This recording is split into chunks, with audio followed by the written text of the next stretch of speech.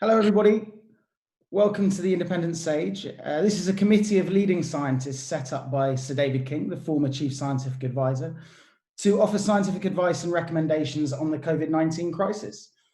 First and most importantly, thank you so much for joining us today. Today is an important day, and it sees the publication of Independent Sage's interim report on test, track and trace, or find, test, trace, isolate and support, as we're about to hear. But today's event is more importantly an opportunity for the group to hear from you, the public, to ensure that the report is answering the questions that you're asking. I'm also joined today by Kitty Teague. She'll be feeding in questions from the public and members of the committee. First, let me throw over to Sir David, who is going to introduce the report. Sir David? Thank you very much, Zach. Let me just first of all say our nation is facing the worst economic crisis since the 1940s. And in order to restore the economy and jobs, we must get COVID-19 pandemic out of the way. And in order to achieve that quickly, we went into lockdown, and the lockdown in one sense has been successful. The number of new cases has been falling since the 8th of April. But of course now, as we begin to see some elements of the lockdown being removed, we know that every new case must be found promptly, tested, contacts traced, and the new case and their contacts isolated to prevent further spread. And those people given the support they need to continue with their lives in the lockdown, in the isolation. Now, in this process, we have looked as a group of experts from the medical and healthcare sector in particular, but the behavioral science sector as well, at how we can produce a workable system. And basically, the reason I use that word workable is because we're really questioning whether the current system is capable of operating to the level that I've just stated. And this system is, first of all, changing from simply describing it as test and trace. We're saying this is a find, test, trace, isolate and support process. Find. We know that about 2 in 5 people infected with COVID-19 never get symptoms. That means it's critically important to pick up all of the people who are showing symptoms. So find is a critical part of this process, and it needs a strong public information campaign to inform people of what the symptoms are, the need to get tested, and how to get tested. Critically, how to get tested. The second is the test must be easy to people to get a test, including those who are frail or lack mobility, non-English speakers, those without internet. People tend not to ask for a test until day 2, at least, of the symptoms, and therefore test results need to be available within 24 hours. I take on the trace. 80% of contacts need to be traced, and very quickly. People won't provide contacts unless they trust that the system and understand the needs. Contact tracing works best if delivered by trained personnel within local communities, and that's a key to our recommendations here.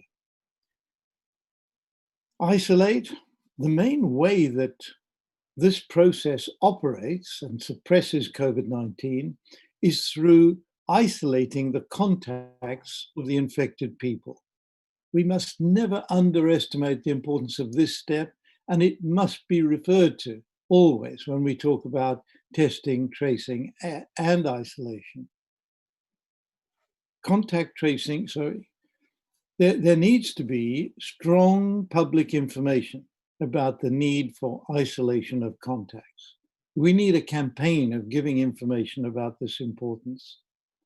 And then finally, support for isolation needs to be provided where there's financial support needed to compensate lost income, where there's accommodation for those who cannot isolate in their current residence needed, And finally, we need to follow up to check symptoms and well-being. Now, all of this is contained in our report, and I'm now handing back to Zach. Thank you for that introduction, Sir David. We've got quite a few questions from the public to get to. What I just asked for those within the Zoom, if you could turn your camera on and unmute yourself when you ask your question, and then turn it off and mute yourself when you're not on. So the first person we're going to go to is Kavita Baldwin from Nottingham. Kavita, can you introduce yourself and perhaps tell us what your question for the panel is? Yeah, sure. So my name's Kavita Baldwin. I was lucky enough to participate in your previous event, so thank you for including me again. I'm from Nottingham, as you mentioned, and the reason for getting in touch is that, as articulated by Sir David, I feel that we've reached the point in the pandemic where we're absolutely desperate for TTI to work. I think if we're going to have any hope of containing the virus, it's essential that it works effectively. And I suppose I've got several questions, but I'm going to restrict it to one. I'm a bit concerned about the direction of resources with the pandemic. So just to give you an example, there seems to be a lot of money being thrown at vaccines. Now, clearly they're important, but they're not going to be the short-term solution to this problem. They may never be the answer. And what I'm wondering is, are there economic models that demonstrate the value of resource being directed at TTI versus things like vaccinations? And to what extent can those sorts of models be used to shift the way things are progressing at the moment? So David, would you like to take that first? Yeah, let me just say, I don't think we should at all be making a choice between these two things. Sure. In other words, we need vaccines to be developed. That is a clear way out of the pandemic, but we cannot rely on the development of vaccines. So actually, we need investment in both the TTI, or as we're calling it, the FTTIS. We need both. And we need them properly invested in so that our economy can recover quickly. I don't know, I've got Gabriel is... Professor Gabriel Scally, do you want to come in? Yes, it's a great question. And I agree with Sir David, it's not an either or, but there is an economic question about the whole find, test, trace, isolate, and support process. And not investing in it, I would argue, probably will have very significant financial consequences. Because if you look at countries where the virus has been eliminated using that mechanism, they are able to resume economic activity, remove their lockdown restrictions, and get on with their lives much earlier. I think one of my personal worries is that unless that system is efficient and effective, we will bump along with a continuing infection, with hotspots, with flare-ups, maybe even a second wave. And that, I think, will create much, much more damage than investing in the system, a proper system, an effective system. And one of the things that we could use, which would make great economic sense, would be to use lots of the staff who already are well trained, our public health nurses, health visitors, school nurses, the environmental health officers who do testing and tracing, contact tracing and finding cases all the time in foodborne disease. And we're not making use of those resources. And this report suggests that we should be basing it on local, and we should be intensifying what we do. Thanks. I think Professor Anthony Costello wanted to come in, and then we'll go back to you, Sir David. Sorry, Kavita, I do know of one study that is just being submitted to a journal. It hasn't been published yet, which is exactly what you asked for, is an economic assessment of find, test, trace, isolate. And it shows huge potential benefits in terms of economics, because if you don't get it, the damage to the economy is absolutely huge. The only second point, I'll endorse what Gabriel said, which is that if you make use of your local systems that are already in place, the NHS, then and tweak it a little bit, that you're going to actually have a much more cost-effective program than some of the ideas that have been coming up with so far. Yes, so if I could just come in rather late with this to welcome Steve Reicher. We have a new behavioral subgroup, and Steve Reicher is here. He's Professor of Behavioral Sciences at St Andrews, and I just wanted to welcome you, Steve, to the group. Back to you, Zach. Thank you. I think we have another question from Ravi Naik. Ravi, if you could tell us where you're calling in from and ask the panel your question. Hi there, everyone. Yes, my name's Ravi Nayak. I'm a solicitor and the legal director of a new data rights agency called AWO. And our agency works to further the rights of individuals over data and technology and modern technology. And a big part of the work we've been doing since we've launched is to look at the technological responses to COVID-19. We published a detailed legal opinion on the human rights and data protection implications of the technology, as had been proposed earlier in the course of the pandemic. And I'm really glad that you've taken this approach to looking at the test, trace, and isolate system as has been deployed, because we've seen a real evolution in the proposals from the government. I mean, test, trace, and isolate has been throughout one of the key responses to the pandemic. And first we had this bespoke app where the government really went alone, went away from the direction of other states, and even the technology companies that were really putting this in place really departed from the position of Apple and Google on this. And now we see that the app has become secondary. It's the cherry on the cake instead of the cake itself, I think Matt Hancock said. And now we have this test and trace call center. And it seems to us in the course of our work that this system has been put in place without any risk assessments being done, legal obligations to conduct these risk assessments, and secondly, without proper privacy notices as to what's going to happen with the data. And that's given rise to two concerns for me and two questions for you. Firstly, this failure to conduct this risk assessment isn't just a technical failing. It's not just something you do to tick a box and say I've complied with what the law requires, but it really betrays a rushed out version of this system. The system is meant to be so important to our response to the pandemic. It's been rushed out, and it really betrays the lack of assessment of the risks inherent in this system, and to really understand what it's for and what it's trying to achieve. And as you put in your report, there's actually more that should be done inherent in this. Do you agree with that kind of position, that maybe we've rushed out this system to try to address something at speed rather than to understand what the objective is and put in place a system to address those objectives? And secondly, this system has been put in place at a time where our personal data that goes up to the NHS is becoming increasingly put into the hands of private entities. And we see that with the NHS data store particularly. And it's not entirely clear from the test and trace system as has it been deployed and from the privacy notice, whether that data is going to go from the test and trace system to potentially this NHS data store, and the ingraining of the private sector into the NHS, and particularly our valuable public good that is our personal data in the NHS's hands, is increasingly getting into the hands of private actors. And it'll be really interesting to hear your thoughts on if that's something that we just need to take as part and parcel of the development of this system, or if it's something that really should be a concern. Thank you again so much for having me and for your report. Thanks for your questions, Ravi. Conscious of time, if we can keep the questions and answers a little snappy. Alison Pollock, I don't see your hand up, but I suspect, Professor Alison, that this might be one for you.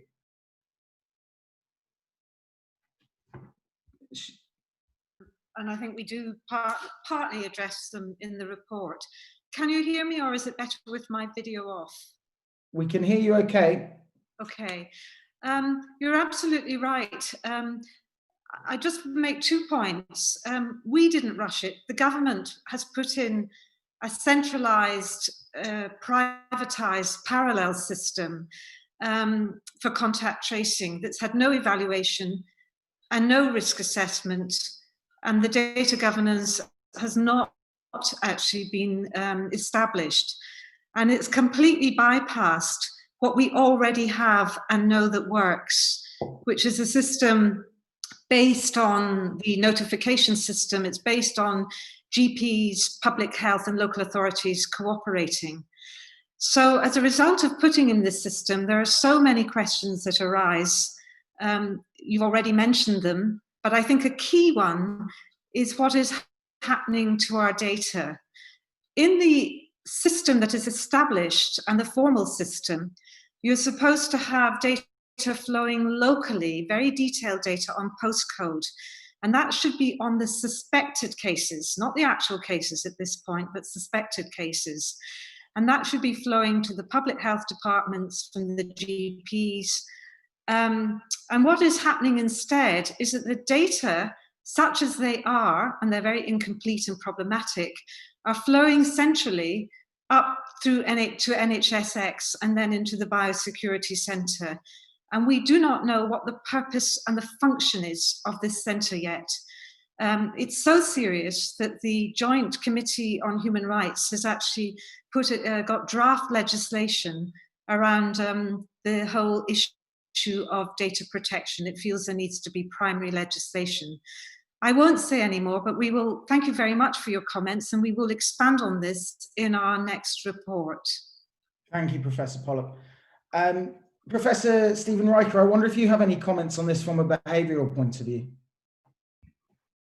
Absolutely. I mean, the first thing is, this might be my only contribution to this group. We're all having problems knowing what to call our system. One acronym that might work is FITTEST, as in survival of the fittest. That covers it all. So that's my contribution to you. On the behavioural science, however, trust is central to this system. It will only work with trust. It is a multi-stage system which leaks at every level. People, as Sir David said, have got to say that they are ill early, as soon as they get symptoms, not after they've had symptoms. So that it's got to be quick in that sense. People have got to be willing to give all their contacts. They've got to be prepared to tell the name of their mates to the authorities, and that's not an easy thing to do. They've got to be prepared to lock down even when they're feeling well, and even when others are going out. Every stage there's leakage. Every stage containing that leakage is absolutely central, and trust is absolutely central. And to have a system where we are giving private data and we don't know where that data is going to, and we have reason to believe, A, it's being centralized, and B, it might be going to private sector organizations, is going to undermine trust. So it's partly an issue of rights, it's partly an issue of pragmatics. This system, any fittest system, will only work to the extent that people have trust in the way it's being used and the way their information is being used. And without that, it's dead in the water. Thank you, Professor Riker. Now we're going to go to an anonymous caller, and that's because it's someone who's actually trained as a tracer, and they've asked to stay off camera. So could the contact tracer kindly ask their question to the group? Hello, hi, yeah, I'm a doctor, and I've been working as a contact tracer. So I was asked to give a little bit about my experience and asked a question. So I feel that our training was very inadequate. We had no session with a human. We only had a Word document with some FAQs to read and some sort of mandatory things on fire safety and such. I also don't believe that there are all the positive cases being uploaded. So I've had over 50 hours of paid time working so far, and I've not phoned a single person. I've only ever seen people come up where it's a glitch because they've already been phoned by multiple people, often having refused to give information or having already given it. There's also lots of other issues, such as no translators being available, so we're unable to speak to anybody who doesn't speak English. So I'm concerned that, the public have given a false sense of security, that we've got a functioning test and trace system from what the government are saying, that we actually don't. And so my question is, what do you think about this? And also, do you think that it's actually possible to have the local GPs and public health teams actually doing the contact tracing, rather than using a centralized national system like the one that is trying to be implemented at the moment? Well, that's an extraordinary account. I'm looking at the panel to see who'd like to take that question. Perhaps Professor Costello, you look like you're interested. Oh dear. I mean, what can I say? If people had thought about this back in early February, that we, like other countries, would have wanted to suppress this virus, and we had got everyone together through the NHS, not just through a group at Public Health England, they would be included. And if we had a public health system fit for purpose, unlike the sort of divvied up one that has emerged in this crisis from the reforms of the last few years, then we would have had this up and running by early March. And of course, GPs, we've got the world-class primary care system. The system that's been devised just drives me round the bend, because it's the sort of system that you would, dream up if you had a PPE from Oxford. Sorry, I'm being rude about that, but I mean, it's not fit for purpose. It's not going to work. I'll stop there. I better not say any more. If we go to Professor Scally and then Professor Pollock, please. You asked about it. I agree very much with what Anthony said. It shouldn't have been a rushed system. In fact, the whole system should not have ended on the 12th of March. We've wasted 2.5 months really, and ended up with this huge rush at the end of the day. 2 points. One is it's not the same across the whole of the UK, of course. Largely, we're talking about the English system, but it is different in Scotland. It's very different in Northern Ireland. Northern Ireland is run by the Health Protection Agency. Scotland, NHS Scotland are providing it. So it's not the same everywhere. The problem in England is just the size of the country and the absence of some of the structures that you would normally look to provide a good service like this to the public in the public sector. There is no longer any regional structures really viable in England, and the local authorities have been diminished in their revenue and in their reach. But nonetheless, it is possible to put that structure together for this purpose. Local authorities, the top tier local authorities, are already doing a huge amount in the context of the coronavirus crisis. And they link very well, because of their housing function, to lots of the support elements that are could be part of an integrated system. The environmental health officers in local authorities, similarly, the public health teams in local authorities now at a local level. But it does need organization, and it does need a regional control mechanism, because the country's too great for it to be run from Whitehall. And it does need leadership and a good policy in place. And none of those things are in place at the moment. And our report is saying that this is the direction, in our expert view, that we should be going. And we look forward to hearing comments as to how it could best be organized. But organized it must be, and it is not organized at the moment. It is disorganized at the moment. Thank you, Professor Scally. Professor Pollock, did you want to come in? Yeah. Just very, very briefly to say I completely agree with Gabriel, but it can be done. It's about political will. And at the moment, the government is squandering hundreds of millions of pounds on contracts which are not even going out properly for tender. And that money could be reinvested locally and regionally, as Gabriel has said. I'll give you one example. The budget for Public Health England for communicable disease control for 1 year is around £89 million. The Randox contract for the testing that went so disastrously wrong, this bit of commercial testing, is over £133 million, and that was for less than a month. So these are the examples. We've got Serco, which may be up to 90 million for contact tracing. If the government had reinvested, which is what it needs to do, in the GP practices, in NHS labs, in public health, and of course, putting in the structures that were taken out by the 2012 Act, then we would be able to go forward, and that's what needs to happen. Thank you, Professor Pollock. We're going to go to Kitty now. Kitty, I know you've been getting in lots of questions. Are there any particular themes or topics that we're seeing come in? Hi, Zach. Yeah, so we've had hundreds of responses over Twitter, and these speak to kind of three main areas. So the first of these is, as we've sort of discussed, the role of the private sector versus public sector. The second is learning from other countries, and the third is the misuse of people's data during this scheme. So I've got some questions here from Joan Miller, who is from Community Contact Tracers, and she asks, Why wait until after the test result comes in to start contact tracing, advice and support? Valuable time is lost here. And why stop contact tracing on negative results when the false positive rate is so high and clinical information is available to make a more nuanced decision? Interesting questions there from Joe. Does anybody want to? Professor Dean and Pillai, do you want to speak? Hello, thanks for those questions. So with regard to the first question around why are we waiting for a test result, the worry about progressing with isolation, contact tracing and isolation of contacts following just symptoms rather than a positive test result is that we're very likely to overestimate, maybe by 3 or 4 or 5-fold, the number of people who actually have COVID infection.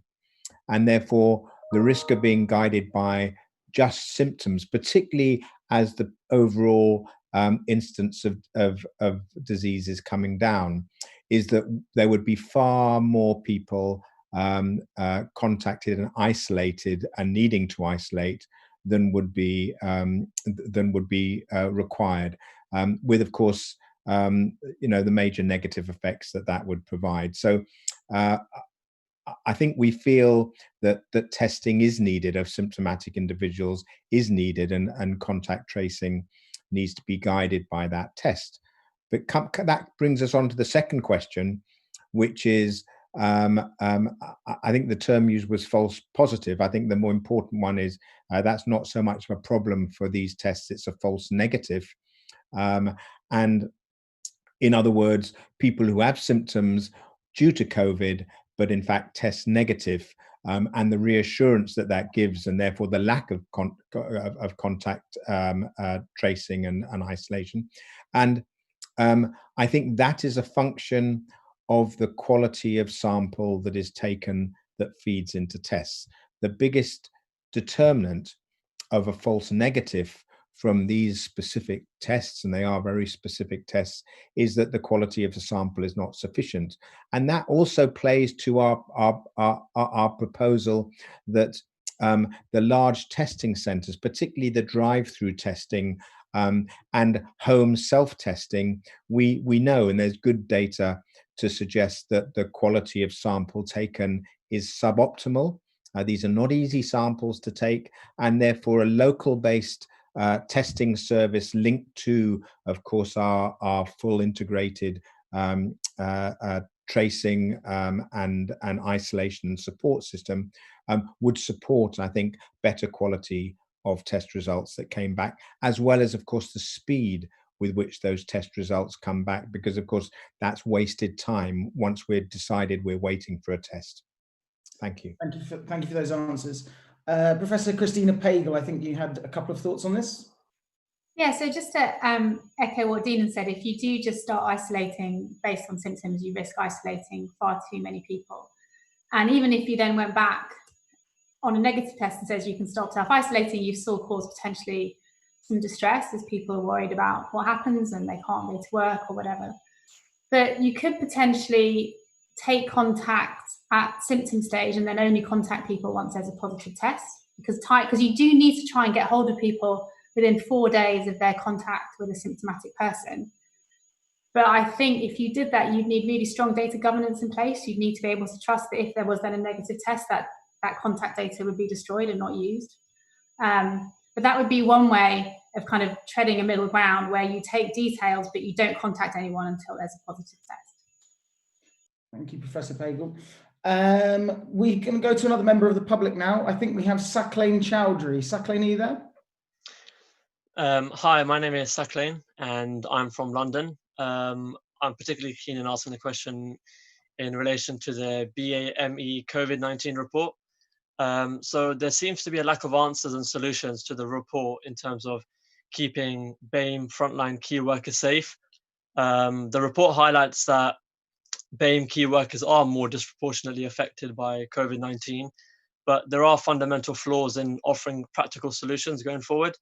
So I just wanted to ask, what is independent SAGE doing to ensure that the government provides comprehensive support to BAME workers, especially in those health and social care sectors. But particularly around contact tracing, for test, trace, and isolate to be fully effective, we are relying on thousands of people to input their data via an app. So it was related to an earlier question, but when will this app be fully operational? And can Sage make sure that all the data gathered through the app is kept private and confidential? Someone raised issues about language barriers and trust issues, especially in light of what's going on around the world. There seems to be a lot of trust issues, especially with the BAME community. And there seems to be a lack of clarity in terms of how accessible this system is to members of the BAME community. Some great questions there, Sakline. I'm looking at the panel to see who would like to take that. Stephen, maybe from a trust point of view in terms of the app, you could talk to that. Okay. Well, thanks for the question, because I think it raises a really important point, which is that one size doesn't always fit all, and we need to understand how there are different implications of the same measures for different groups in society. Now, somebody earlier asked the question about rushing in this system. Well, at one level, of course, it's quite the opposite. We should have been developing this over the last 4 or 5 months, and it's very late indeed. But at the same time, the way it has been introduced has not done a number of things that I think are critical to have a system that A, is practical, and B, has buy-in from the public. One of the core principles, if you want people to own and take part in a policy, is you involve them in its development, the process so-called of co-creation, so that when you work out the details, you don't just presuppose what the implications will be, you ask the relevant communities. So I think co-creation and bringing in particular groups who might have particular problems with the stages of FITIS, I'm going to stick with that, it is really important. So as you say, the notion of giving information to the state from particular groups, from BAME groups where trust clearly is in crisis, from other groups as well. I mean, one of the non-compliant groups are young men of whatever ethnicity. It's really important to involve them in the process, to talk to them and to understand what can be done. The other element of this, which is absolutely critical, and it was raised earlier, was the issue of support, which we must never forget. The barriers to adherence are very different in different groups, with different family structures, with different constraints. It's going to be very different in certain BAME communities, and will be differentiated between different subgroups of the BAME community. And we need to know what those are, and we need to identify those problems, and we need to put in place tailored forms of support so we can make it practical. I would say we should go beyond just simple support to say that you don't lose out. We're asking people to do something very difficult indeed with isolation. Many of them won't feel ill. They will see everybody else around them going out. We're asking them to make a considerable sacrifice for the sake of their community, and their community in turn should be asking, what can we do to support you and to help you? And what does that mean in different ways for different communities? So taking into account the BAME issue, and more broadly taking into account the different needs of different communities, involving them in the process and tailoring forms of support is critical to the success of this process. Thank you, Stephen. Professor Scally, you've got your hand in the air there. Yes, I just want to say 2 things. Firstly, that we, of course, saw the report that has been issued by Public Health England about BME and the terrible toll that BME communities are facing with coronavirus. And we shared the widespread disappointment, both in the content of the report that was published, and also disappointment in what appeared to be some censorship or alteration of some of the inputs into that report. And I can tell you that we're thinking hard about our work program for the next period of time, and we're considering whether it would be valuable for independent Sage to look at these issues and provide some advice that would be authoritative and hopefully shift the debate on, because action is needed and we can't wait forever for something to happen, and there is no sign of anything happening. So I think it may fall to us to grasp this nettle and come up with recommendations in respect of these extraordinarily important issues. And thank you for the question. Thank you for that, Professor Scally. Sakhalin, did that answer your question? Yeah, no, there's some great responses, but one thing I just wanted to highlight is clearly over the last few days, few weeks, the level of trust or trust issues has gone down, and there are real concerns regarding the government's response to the crisis in terms of from a BAME point of view. And from the beginning, it seems to be that the approach has been, there hasn't been enough of a stakeholder point of view where they've involved different stakeholders from the BAME community, and the government have been really lacking in involving different members of the BAME community. So it seems to be that the contact tracing app going forward, there's not enough of a system in place that involves different members or a wider scope of the BAME community. Thanks, Sakhalin. Professor Pilak, do you want to come in? Just to add to the others and to thank Sakhalin for your comment. I mean, we're at a time when these two crises that are within us, both the COVID-19 pandemic and then the violence in the US that's raised again the inequality in society, and the importance to restate that Black Lives Matter, is these two issues are coming together actually within our response to the pandemic. And I would just agree with the others. It is an opportune time to really make the case that Black Lives Matter in the context of our response to the pandemic. So I'd support your thoughts, Sakhalin. Thank you. So now we're going to move on to Alex Crozier. Alex, are you there? Hi, yeah. Yes, my name's Alex Crozier. I'm from Newcastle and I'm a PhD candidate who is involved in science communication. Just before my question, I'd just like to thank everyone on Independent Sage for all of their hard and really quite amazing work and for really flying the flag for transparency in science. So my question is, unlike in some countries who have successful contact tracing strategies, the UK is only tracing the primary contacts of a patient.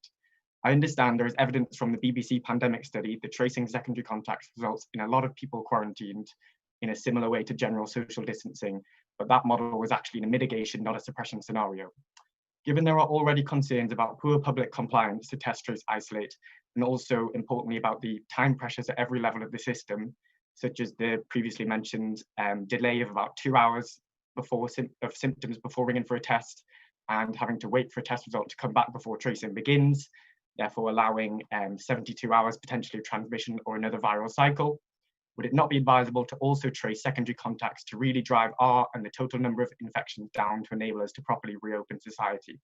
And also just quickly, on the topic of learning contact tracing strategies from other countries, should we also be considering doing cluster busting or retrospective tracing, which is tracing backwards with the aim of finding the common source of infection to identify all transmission chains? And this seems to be quite a successful strategy in Japan at the moment, especially against super spreading events. Thank you for those questions, Alex.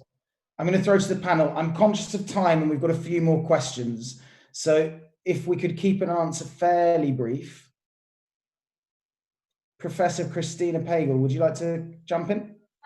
Yeah, just to say that the current assumption is that for each person who is an index case, there'll be maybe 10 close contacts that you might want to isolate. And if you then add to that their secondary contacts, and that's 10 each, then that's going from 10 to 100 people for each index case. And I really think that is a lot of capacity. And as far as I know, there aren't any other countries that are doing secondary contact tracing that are successfully managing the pandemic. Professor Alison Pollock? Yeah, just to add to that, Germany reinvested in its contact tracing system really successfully. And it didn't do any secondary contacts at all that I know of. And it restricted testing only to suspected cases. But it was very fast on the uptake and it put in the financial package that was necessary. And it did do, you're absolutely right, it's really important to go back in time retrospectively, as you say, the cluster busting, and identify clusters of cases and work that out as well. And that's really part of the basic role of public health. That's what public health has been doing as part of contact tracing forever. But of course, we've missed out on all those opportunities, because the really key thing is that suspected cases, patients with symptoms, are not being notified because they were told to stay at home and not go to their GPs. And NHS 111 was not set up to notify suspected cases, which is why the system is broken and why we don't have community prevalence data and why we haven't been able to get contact tracing off the ground. So it starts with the symptomatic patient reporting to the GP, who then notifies us and orders the test. Thank you, Professor Pollock. I'm going to move us on now. We've got a question from Dr. David Trisker, a GP in Wales. Dr. Trisker, would you like to ask the panel a question? Hi, thanks so much. My question was really about the role of general practice. I know this has been somewhat covered, but it feels like we've been neglected throughout this pandemic, and we've been chomping at the bit to try and get hold of testing and tracing, and we've always been on the back foot, having things centrally dictated to us. Does the panel feel that primary care going forward should have an integral role in the control of the spread of this virus? Absolutely. Professor Scally, would you like to kick us off on this one? Yes, absolutely crucial, David, for general practice to be involved. The facilities and the staff and all that effort locally, the clinical commissioning groups and the other primary care organisations are there working with local authorities, which I know primary care does a lot in its organisation. And it is amazing that we have all of this NHS resource and capacity, and we're not taking advantage of it. And I hope you'll contribute to this consultation and make the point about the extremely great importance of primary care, and not just GPs, but all the other members of primary care teams. Thanks for the question. Professor Costello, would you like to come in on this one?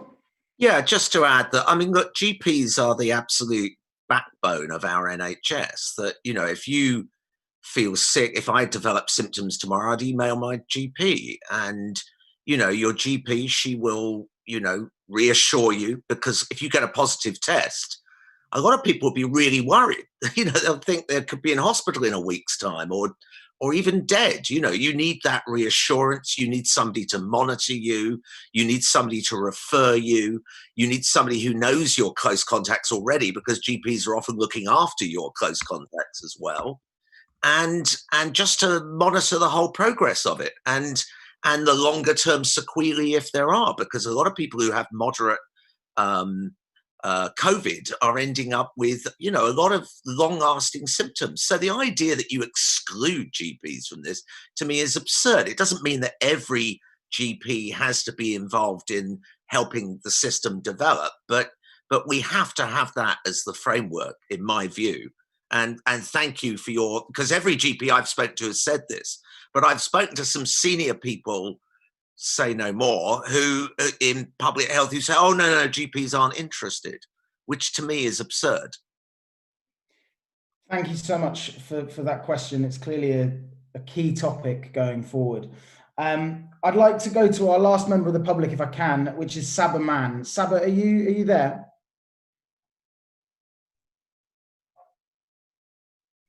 Maybe not. So Kitty, I think that you might have a couple more responses from contact tracers. Is that right? Yes, yeah, we got quite a few of those. They've all asked to remain anonymous, but I can read you a couple of accounts.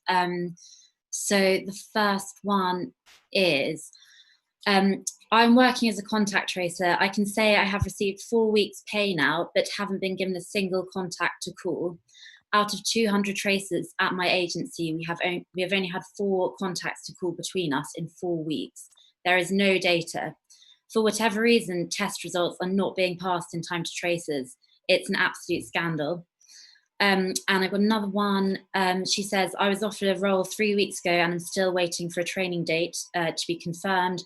I spent approximately £500 on the equipment required, including a laptop and telephone headset. I spoke with the recruitment agency today, and they're unsure if the role will now be going ahead due to low volumes. And then finally, we just got a question about test, trace, isolate. And this is, how flexible can and should the TTI system be? I'm looking for hands. Professor Pilo, would you like to start us off? Well, just further incredulity at what's happened, and to place that that comment and contribution from your our anonymous caller into context. We estimate that there are 5,000 infections per day at the moment in the UK, across the UK. And on the basis of 10 contacts per person, that would be 50,000 contacts.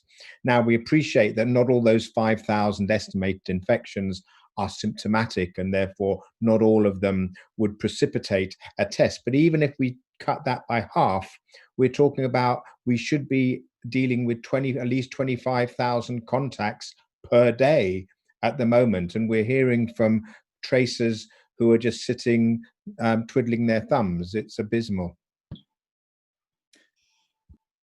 Anybody else like to come in on that? Or let's move on. I think Sabah Shortcut. Sabah, I think I got your name wrong, so apologies for that. Are you still there?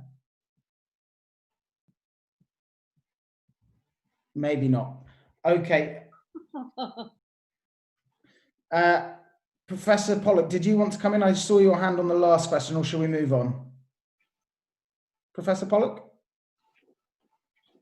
Just very quickly, to say we've got on the basis of 5,000 cases a day, you're talking roughly about 5 cases in each local authority per day. And so this is not a huge number, and it would be really manageable if it was being done locally in each system. So you'd have about 50 contacts. And think about it, Germany has capacity at the moment for 50 cases per week in each of its local authorities, which is actually smaller than what the UK has. So, and then they have a call down capacity. So this is quite shocking, as Dinan says, that we're getting so many accounts, very powerful accounts, of the money that's being squandered and the opportunity that has been lost. Thank you. Professor Pagel, I think you also wanted to just say something on this. Yeah, so what really worries me about the anonymous caller thing saying they don't have any contacts to trace is that, as Dinan said, even if you just think about symptomatic people, there should be about 3,000 a day. And what worries me is that people don't know that if they get symptoms now, they should ask for a test as soon as they can. I mean, that is government policy, but there hasn't been a big campaign around it. And so if people don't know, you're missing the very first bit of test, trace and isolate, which is find cases. So, I mean, unless you have that, you can't do contact tracing. So I think that is just a really big issue for me. Like, why do people not know? What can the government do to help people understand that they should be getting tested and help them work out how they can get tested? Thank you, Professor Pagel. We're going to have one more member of the public before we throw over to our media, who we've got some of here. The final member of the public is Rachel Wyatt. Rachel, are you there? I can see her name. Let's give her an opportunity to unmute. No, we'll move on. We'll move on to the... Can you hear me? There we go. Yeah, apparently you've turned off my video. Oh, that seems cruel. Try that. Okay. If not, there we go. Hello. Hi, good afternoon. I'm Rachel. I'm from the New Forest in Hampshire. I have a couple of questions on special needs children. A lot of the discussion has surrounded mainstream children, but the vast majority of special needs children travel to and from school using taxis or school minibuses, perhaps. With the imminent return of year 10 and 12, I'm wondering if there's any consideration of the risks to the pupils and drivers and support staff accompanying the children.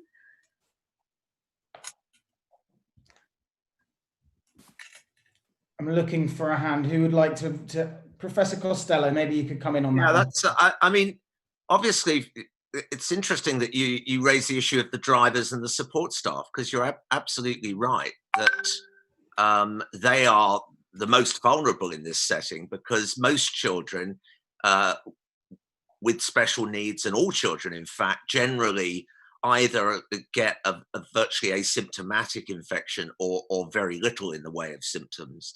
But you're absolutely right. I mean, if you look in London, I can't remember the exact death toll of bus drivers and taxis drivers, but I know it was very high. And so really, they should now be protected in exactly the same way with masks, and ideal with a perspex separation, which is what a lot of taxi drivers and buses have introduced. So I agree with you, and I thank you for your question. Anybody else would like to come in on that? No, I think we'll. Oh, Professor Alison Pollock would like to come in. Rachel, you might like to look at our schools report that we put out last week, where we were really thinking about the needs of children and vulnerable children. You're really right to highlight those needs and the fact that the government has not been proactive enough in meeting those needs. So if you need any help finding that, we can give you help finding the schools report, and we'd be very happy to take more questions from you later. Absolutely. Thank you very much. Brilliant. So that concludes the questions from the public. We now have some media in here, I hope. We are going to go to Fred from ITV. Fred, are you there? I'm hoping so, but I'm afraid my video is not working. Not to worry, we can hear you. Great. Just wanted to ask, the speakers criticised the current system, but what would you do immediately as kind of a first step to change it? A first step. Would anybody like to tackle that? I will go to Professor Scally. Yeah, well, I think the first step is to put a strategy in place, write a strategy. It doesn't have to be enormously long at this, if you're looking for an absolute first step, and just produce a commitment to put a fully fledged system in England in place, and that it will be based locally. I think there are about between 5 and 10 crucial points that will make for a successful system, and they are largely absent from what's in place at the moment. So I don't think it has to be just one thing. It has to be a group of strategic approaches agreed and then implemented quickly.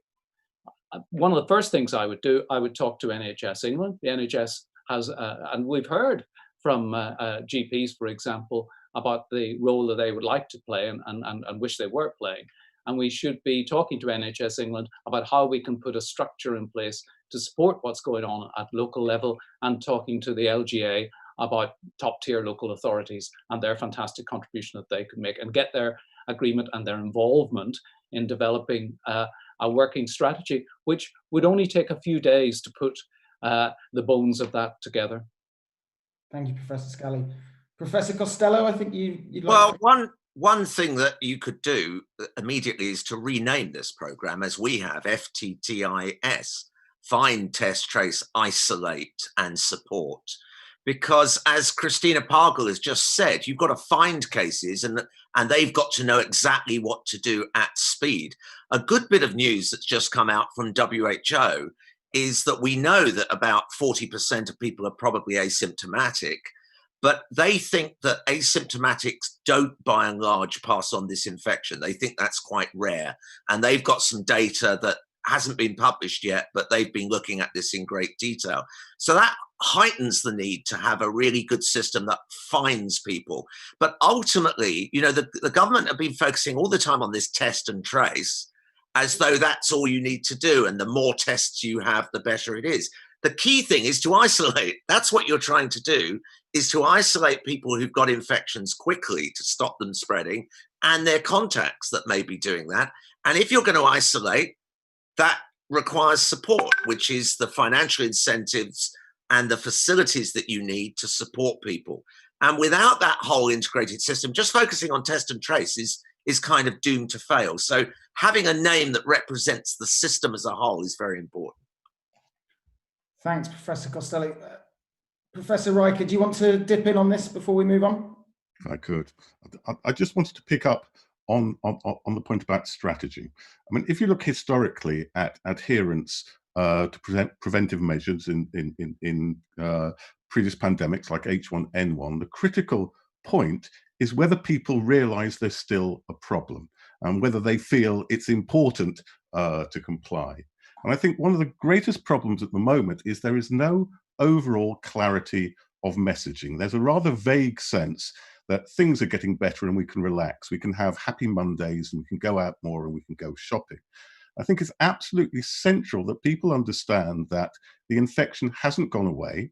It's still out there. It's out there in lower numbers, but what that allows us to do is, instead of having the blunt instrument of lockdown, we now have a targeted strategy. And that targeted strategy is FITIS. Now, the reason why that's so important is, again, to say to people, it's not that you can just relax. It's that we can open up in some ways, but it is contingent on being more vigilant in other ways, in terms of social distancing, in terms of hygiene, and in particular, in terms of this system working. People have got to realize that without that, if you just take away the blunt instrument of lockdown without a targeted strategy, we'll have a second wave. And that going along with this system is absolutely central to our safety. So I think the overall message, the overall framework, the overall understanding that, it's a bit as if, there was a venomous snake, a dangerous snake, that was thrashing around and biting people and killing people. We've got our foot on the neck of that snake. But if we now take that foot off, it will bite back and there will be more deaths. And that understanding of seriousness, I think, is absolutely critical, and I think just simply isn't there in the desperate desire to give people good news and not be clear about the reality of the situation. Thank you, Professor Riker. So, David, do you mind if I move on to the next question? We have a lot to cover. I'm going to move on to Andrew Woodcock from The Independent, if that's okay. Andrew, I saw you there a moment ago. Hello, yes. I was interested in the testimony which you just read out before at the end of the public session from people who are actually taking part in the contact tracing system, who appear not to be being given cases to contact. They're not being given work to do. What do you think is the reason for that? Why would it be that they've got these 25,000 people and they're not finding adequate work for them to do? Because surely there are people to be traced. Just one bit of data. We saw the data that Jeremy Hunt in the Select Committee tried to get the data out of Baroness Dido Harding, and she didn't release it, but I believe she's been asked to release it later this week. But the data after 6 days of running the program was, I think, that there had only been 1,500 or so contacts actually traced. So, I mean, it's a very low number, and that's why of the 25, that was over 4 days, I think. So 1,500 over 4 days, that's why so many of them are sitting twiddling their thumbs. I mean, one would have expected it to have gone up by now, but the other thing they found was that only 2.5 contacts per case were reported.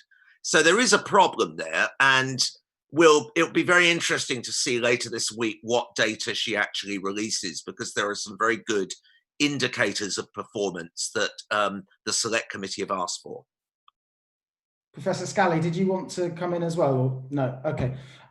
Let's move on. Do we have Caitlin Doherty from the PA there? Hi. Is that connected? Sorry, I've been having some connection issues. No problem. Yeah. So my question is probably quite closely related to the first one. In your report this morning, you said that people, 80% of contacts need to isolate for 14 days if this is going to be controlled, but that currently isn't happening. Do you think that with how attitudes to lockdown have changed and maybe become more lax in the last couple of weeks, do you think there is a possibility of that ever happening? So David, would you like to come in on that? You're on mute.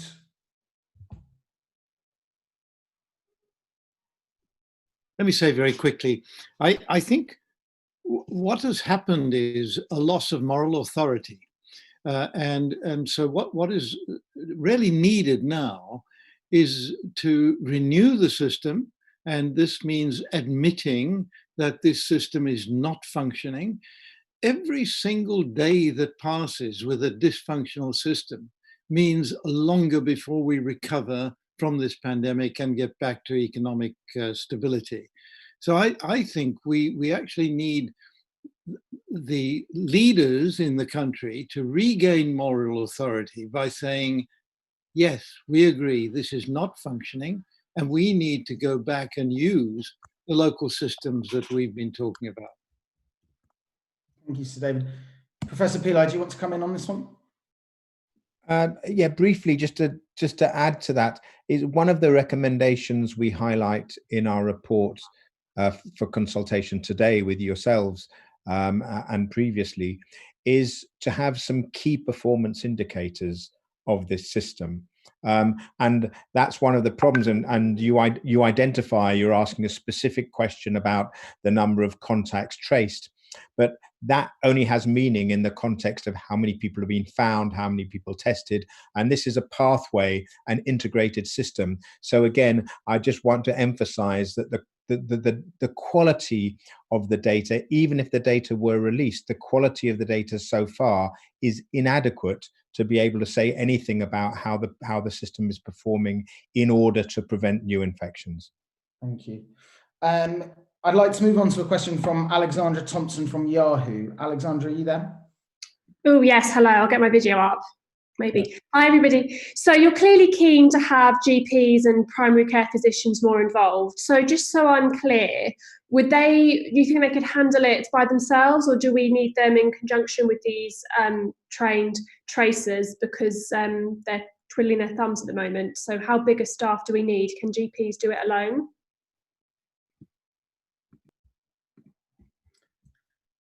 Professor Alison Pollock, you'd like to come in? Yes, I think the important, I don't know whether you can hear me, the important thing is that the reason why the GPs are so important is because where most patients go to report their symptoms. And the whole contact tracing begins with the patient reporting symptoms to the GP, and then the GP notifying the local public health department of a suspected case.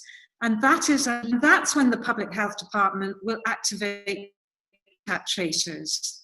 At the same time, the GP will then order a test from the local laboratory, and that test is what comes back to tell the patient and the GP whether the case is an actual case or still or a suspected case because it's a negative test.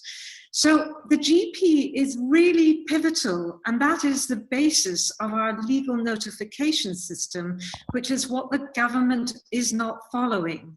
If it had followed that, we would have had a much better sense of the patients out there, the numbers of suspected cases, the numbers of confirmed cases, which we don't know at the moment, and then we would be able to know, reactivate contact tracing.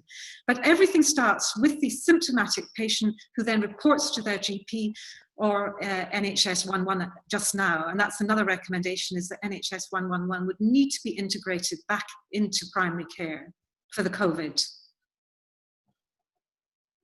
Thank you, Professor Pollock. If no one else wants to come in on that one, let's go to Fiona Godley from the BMJ, please. Thanks very much, Zach, and thanks to Independent Sage for this very good, hard-hitting report. I've got a couple of questions. First is, Nature article published today shows that lockdown has had a dramatic effect and saved millions of lives globally. Would lives have been saved if a proper track, trace and isolate system had been in place in the UK since mid-March? And if so, how many? Hard to say, perhaps. And then I just wanted to ask, how easy will it, in your opinion, be for this government to pivot from its current approach to the one that you're proposing? Professor Christina Pagel, maybe you can come in first here. I mean, I think lives would definitely be saved if there was a proper test, trace and isolate program earlier than mid-March. In a sense, once you have lockdown is isolating everybody. So you've kind of done the massive intervention. What test, trace and isolate should do is help you prevent lockdown to begin with. So you need to do it as early as possible. Once you're in mid-March and we were having, you know, tens of thousands of cases a day, then it becomes almost impossible. Just Fiona, just to remind you of what happened in China, for example, in Wuhan, 11 million, they brought in 9,000 people to go round and help with a partial lockdown and the find, test, trace stuff. We had 210 people in February working on this, and we only traced 3,000 contacts. So we didn't do it. And in Korea, they set off with theirs when they'd had 3 deaths, and they did a partial lockdown in the provinces that were affected, and then they did this intensive find, test, trace, and they suppressed the whole thing in 3 weeks, and they ended up with about 250 deaths.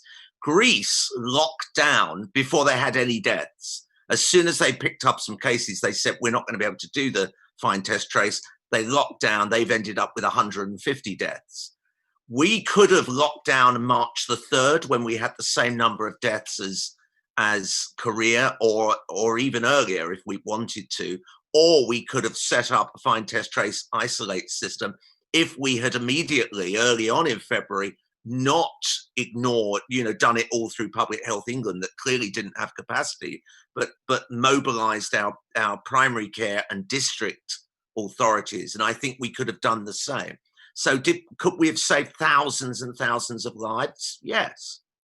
Brutally, yes. Professor Pillai, maybe for a final word on this one, or I think everyone has things to add here, but if we could. Well, thanks, Fiona. I just wanted to raise your second point: is it possible for government to pivot? And we're here. We're not an oppositional group here. Independent Sage is all about being constructive and coming up with proposals that are deliverable. And I don't think, I think it's perfectly feasible for a pivot to occur, and it's important because, of course, this whole process of find, test, trace, isolate, and support is going to be more and more important as we go through further waves, locality-based waves, and so forth. So now is the time to actually start to decentralize what has initiated a centralized system. Let's say, for instance, the Lighthouse labs are staffed by volunteers. That's not sustainable. There needs to be a migration back of testing back to NHS labs. There needs to be public health directors involved, as in fact some of the government ministers are now starting to say. So I think we want to just encourage the speed at which that pivot goes back, and we identify in our listener consultation report, which will be more detailed later on this week, around some of the mechanics of how best that can be done. Professor Scally? Fiona, just one point, and that is, it's not a question of pivoting to FTTIS alone. And one of the major problems, I think, has been seeking the silver bullet at any point in time and neglecting the wide range of public health measures that are necessary. They should all be on the table, they should all be in play, and they should all be used to their most effective extent at the time. Instead of this picking and choosing things and abandoning tracing on the 12th of March and then antibody testing and then abandoning that as the silver bullet. It's all of the things all of the time, and they should all have been in play right at the very beginning. Thank you. I'm conscious we are running rapidly out of time. Do we have Colin Fernandez from the Daily Mail here? No. Isabel Shaw from The Pharmacist? Yeah, I'm here. Hi. A few questions. So pharmacists and pharmacy bodies are concerned that the new test, track and trace program will result in lots of pharmacy closures. Many pharmacy contractors say they will not be able to recover from a temporary closure financially after years of underfunding. Should pharmacy teams and healthcare professionals be exempt from the programme in certain circumstances? And also, should pharmacies that do have to temporarily close be financially supported? And also, what do you think the effect will be on a local level if many pharmacies in one area are forced to close? Professor Pollock, would you like to come in first? This is a really important question because access to pharmacists and pharmacies is really vital. And what we're seeing is a decrease in areas of high deprivation. There have been some studies showing that. So, of course, it would make absolute sense that pharmacies are supported to deliver and helped if they're under pressure and if the whole team has to go into isolation or quarantine. So it's like all the other essential services, they need to be supported by the government. If there's an outbreak in among staff in the pharmacy. I think that's answered your question, has it? Yeah, that has. Thank you. Thank you. I'm going to throw to Mimi Lorna from Nursing in Practice. Just before I do, can I ask any journalists who still would like to ask a question? Can you raise an electronic hand? Otherwise, we'll end it here. So, Mimi Lorna, can I pass to you? Sure. Hi. You mentioned that community nurses should have a bigger role to play on a local level. First, could you share some specifics on what that might involve? And second, should the school nurses and other public health nurses who have been redeployed in very large numbers in some regions be called back for that to happen? Who would like to tackle this one?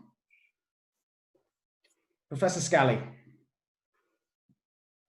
Well, I think community nurses are absolutely vital, from practice nurses, school nurses, health visitors, that entire workforce.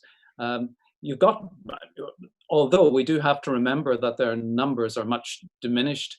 There are only 2,000 school nurses, for example, in England now. 10 years ago, there were 3,000. And the school nurses, I'm sure, are fully engaged at the moment in trying to cover the schools and make sure the schools that are open, at least partially, are helping their pupils to the maximum extent.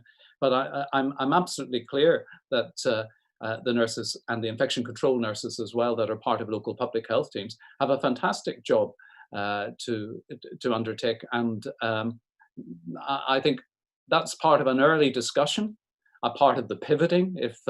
If we go to this FTTIS system, that the discussion with the LGA, with the local authorities, with the NHS, and all of the components of the NHS, that's what will be being discussed. How to bring that very skilled, very experienced workforce together at a local level. Thanks. Thank you, Professor Scally. Professor Costello? Just to add, it's not just about community health workers and primary care, it's also about the community generally. If you look through this epidemic, there's thousands and thousands of mutual aid groups have sprung up, WhatsApp groups, Zoom groups, to provide support. And many people have felt very strengthened by all of that. And it is going to be very important. I mean, I read a disturbing report yesterday of a number of old people being found dead at home, days or even weeks after the death had occurred. And this was because they were isolated and nobody knew they were sick, and they obviously died from COVID. And I don't know how many cases there were, but this is clearly an issue. And so mobilizing communities is fundamental for the support component. And people can add a huge amount to that, helping with getting supplies in, offering support, and keeping an eye on people, particularly those who are vulnerable. Professor Pollock, I think you wanted to also come in here. Yeah, I just wanted to say that we are not drawing enough on the community in many ways. There have been extraordinary examples of volunteers setting up contact tracing initiatives in Sheffield and now in Upper Calder, and working closely with the directors of public health and GPs, also in inner city London. And I think this is an extraordinary testimony to the goodwill of people and how much they want things to work. We've also got the 750,000 volunteers who volunteered for the NHS. So there's no lack of willingness. And this is where the local contact tracing is so important, because local authorities and local health bodies understand and know their populations and can draw down on those skills much better than Serco, who's doing the big call centres at the moment. Professor Riker, do you want to say some words? I mean, I think this takes us back to the core issue of trust. And in terms of pivoting, I mean, as has been said, we're not a political group, but I think we can say something from behavioral science as to what needs to be done to rebuild trust. I think the first thing that needs to be done is to be open and a little bit more humble. Every time I hear a promise that we're going to have a world-beating system or world-leading system, it feels to me a little bit like chalk dragging on a blackboard. Because people talk about parenting, they talk about good enough parenting, and I think we should aim at a good enough system that's actually up and working. And I think people would trust it much more if there was an acknowledgement of the failures, an openness about the limitations, and a little bit more realism about the targets. It's a key system, and the key thing is to have it functional. The second thing that I think is absolutely critical in this is to draw on the population, as we said. That I think the headline of this entire pandemic is just how well the public have behaved through a lockdown and beyond. I mean, nearly 90% people complying, despite the fact that 44% of them were suffering.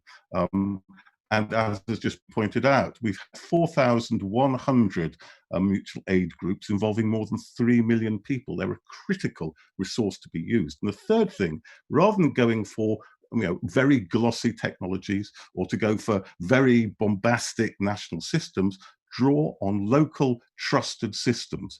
People will be much more willing to give their information to a community nurse than to an app or to some sort of impersonal system. That we need to, in a sense, it's the old slogan, right? Let's act locally, then we'll build something global that will actually have an effect. So, as I say, a little bit more realism, a little bit more humble, a little bit less bombast, and draw on the community, and you're going to have a powerful system that actually works. Thank you, Professor Riker. I think there's some very good words to wrap this up with. I'm just going to pass it to Sir David to perhaps say some very final words as we bring this to a close. All I want to say is that we greatly value the public feedback that we get from these exercises. It's a critical part of what we're doing. We want to demonstrate transparency, we want to demonstrate openness and honesty, and how this plays back in terms of what Professor Riker was just saying, to gain trust. And really, that is, today, again, has been a wonderful demonstration of just that.